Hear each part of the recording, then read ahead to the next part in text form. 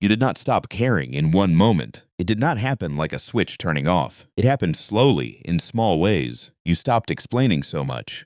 You stopped checking your phone with the same fear. You stopped trying to fix every change in someone's voice. And one day, something that used to hurt you deeply felt strangely far away. You looked at yourself and thought, why do I feel nothing now? But maybe the better question is not why you stopped caring. Maybe the better question is, how long were you asking your mind to care without rest? Because caring takes energy. Every time you read someone's mood, replay a conversation, or wonder if you did something wrong, your brain is working. It is scanning, it is guessing. It is trying to protect you from pain before the pain happens. At first, trying hard feels like love. It feels like hope. It feels like you are doing the right thing, so you send the message. You explain yourself again. You give another chance.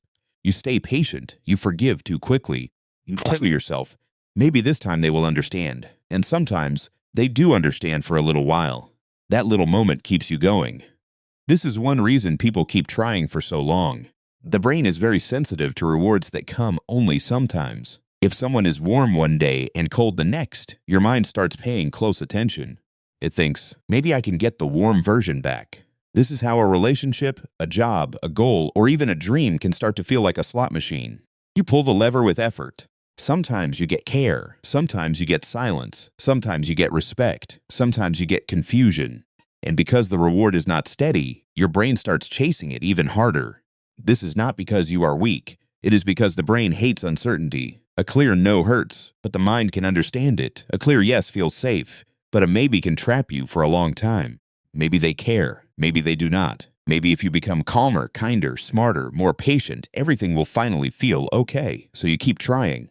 But each time you try and nothing really changes, your nervous system learns something. It learns that effort does not bring safety. It learns that honesty does not always bring closeness. It learns that being good does not always make people stay. And when the brain learns this too many times, it begins to protect you in a different way. It does not always make you angry. Sometimes it makes you numb. Numbness can feel like you became cold, but often, numbness is the brain lowering the volume because the sound has been too loud for too long. Think of your mind like a phone battery. Every act of caring uses some charge. Listening uses charge. Waiting uses charge. Forgiving uses charge. Hoping uses charge. Pretending you are fine uses a lot of charge. In a healthy connection, that battery gets charged again. Someone listens back. Someone shows effort too. Someone makes you feel seen. Someone respects your limits. But when you keep giving and nothing comes back, the battery drops lower and lower.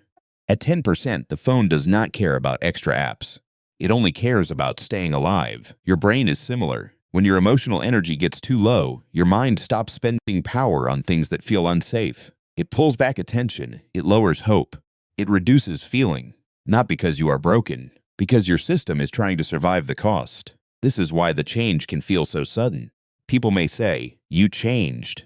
But they did not see all the times you tried before the change happened. They only saw the moment you stopped. But the stopping was not the beginning. It was the result. And here is the part that matters. When people stop caring after trying too hard, they are often not losing their ability to care. They are losing the belief that caring will change anything. The brain needs to feel that effort has a path. It needs to feel if I do this, something real can happen. When that path disappears, effort starts to feel pointless. In psychology, this is close to learned helplessness. It happens when someone keeps trying, but the result does not change. After enough failed attempts, the brain stops expecting action to matter. So it saves energy by not trying. This can happen in relationships. It can happen at work. It can happen inside your own goals. You may still care somewhere deep down, but the part of you that used to reach forward has become tired of hitting the same wall. So what do you do when you reach this place? You do not force yourself to care again. Forcing care is often what created the shutdown. Instead, start by telling the truth about the cost. Ask yourself, what did this caring cost me? Did it cost you sleep? Did it cost you peace? Did it cost you self-respect? Did it cost you focus? Did it make you smaller around someone else? When you name the cost, your brain can organize the pain. Before pain has words, it becomes fog. After pain has words, it becomes information.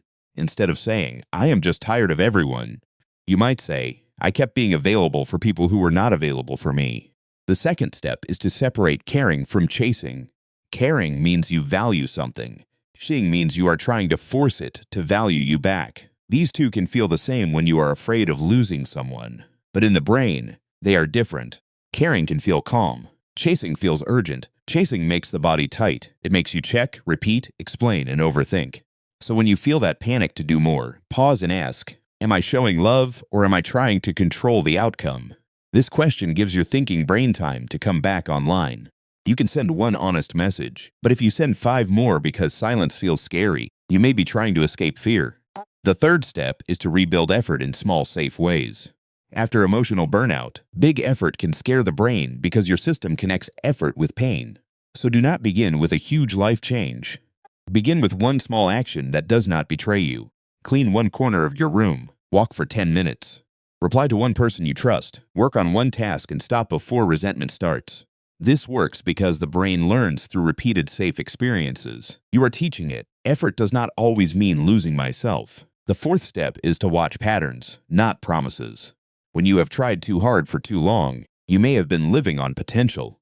Potential says they could change. Patterns say, what keeps happening? The brain can become attached to imagined futures because imagination gives a reward before reality does.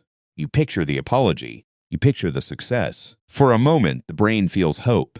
But hope without pattern can become a trap. So ask, what happens again and again? If someone respects you only when you pull away, that is a pattern. If you only matter when you are useful, that is a pattern. Patterns protect you from lying to yourself. The fifth step is to give your care a boundary. A boundary does not mean you stop caring. It means your care has a shape.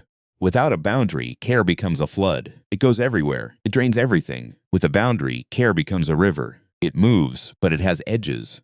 You can say, I can listen, but I cannot carry this all night.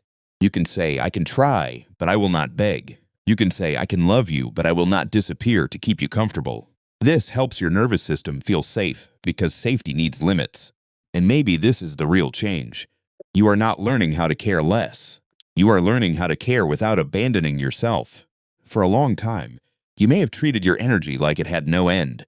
You kept spending it because you thought love meant giving more, trying more, proving more. But love that requires you to become empty is not love your body can trust. Your mind remembers every time you ignored yourself. It remembers every time you smiled while you were hurt. And when it finally stops caring, it may not be trying to ruin your life. It may be trying to bring you back to yourself. So if you feel numb right now, do not rush to shame it. Listen to it. There may be a message under the silence. Maybe it is saying, I am tired. Maybe it is saying, I need safety. Maybe it is saying, I cannot keep proving my worth in places that do not see me. You do not have to become hard. You do not have to close every door. But you also do not have to leave every door open just to prove you are kind. One day you may care again. But it will feel different. It will not feel like panic. It will not feel like begging. It will feel quieter, more chosen. Sometimes the moment you stop caring about what keeps hurting you is the first moment you start caring about yourself.